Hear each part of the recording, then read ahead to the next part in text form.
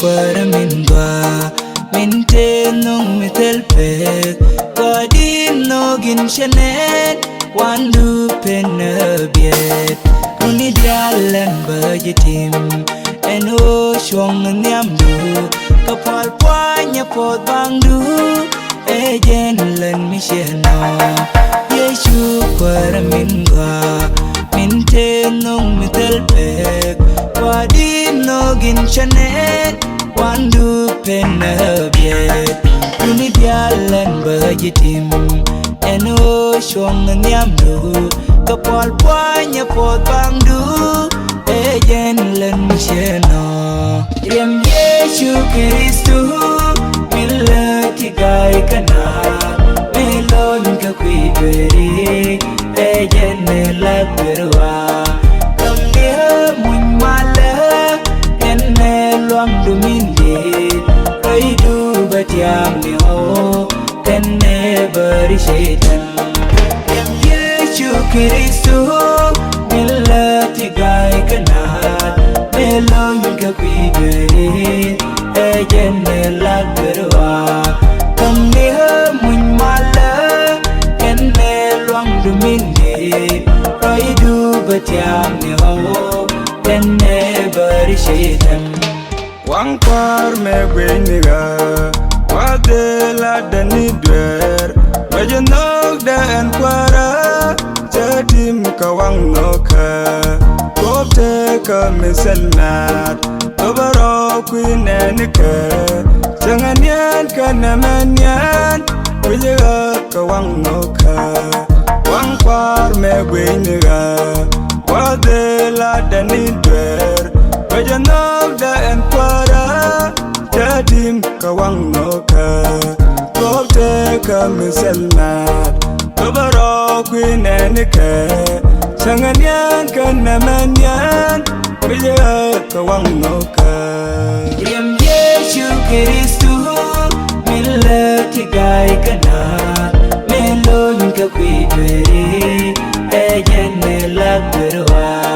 kamnia mun mala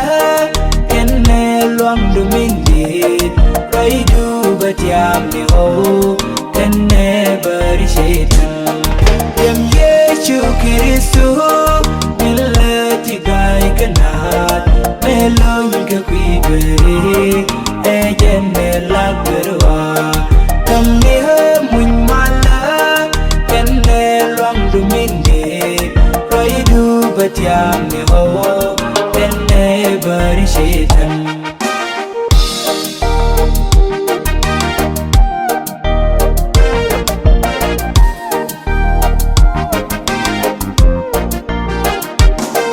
Yecu kwara min dit chudweri jiwen mon ke queen no go do min so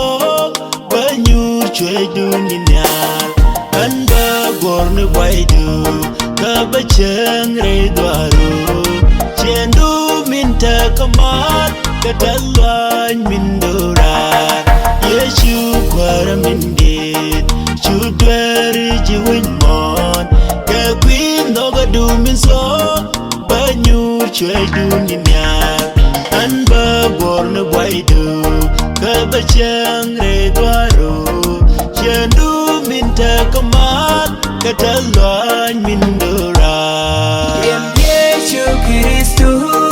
mila tigai kana melon ka kuidweri ejen la berwa kamnia mun mala enne luang dumindi kaidu batiam ni ho tenne bari shaitan Riɛm Yecu Krithö mila tigai kana melon ka kuidweri ejen la berwa kamnia mun mala enne luang dumindi kaidu batiam ni ho tenne bari shaitan Yecu ya boy taka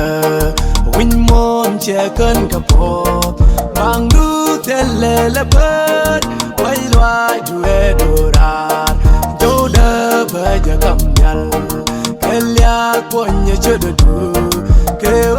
chicken canoe, me let the tell loyla. Yecu, a boy taker, win mom chicken capo, Bangu tell bird, why do edora, do the bird come yell, Kelia, one you should do, Keo chicken canoe, me let the tell loyla. Riɛm Yecu Krithö millet gai kana melon ka kwidere ejene la perwa kamnia mun mala kenne luang du minde raidu batiam ni ho kenne bari shetan Riɛm Yecu Krithö millet gai kana melon ka kwidere ejene la perwa kamnia mun mala kenne luang du minde raidu batiam ni ho kenne bari shetan